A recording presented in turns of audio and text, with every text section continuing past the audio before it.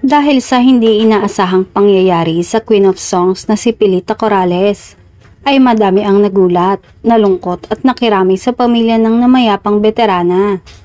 Samantala, bigla namang nakapag-post ang aktor na si Jericho Rosales ng isang video clip ng kanyang nanay na kinakanta ang isa sa awitin ni Pilita. Marami man sa fans ng Econy nang nalungkot sa nangyari sa lola ni Janine, ay kinilig din sila at the same time dahil biglang nakapaglabas ng ayuda si Jericho kasama si Janine. Sa video clip na inilabas ni Eco ay kasama niyang kanyang nanay at si Janine.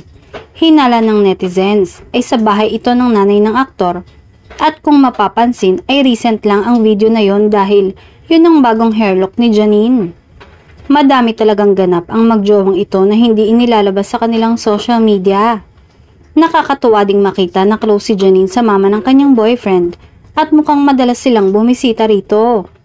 Sa bagay, kahit naman sino ay makaka-close ni Janine dahil hindi naman mahirap makapalagay ang loob ang aktres at sadyang may mabuting puso kahit sa mga hindi niya pa kilala.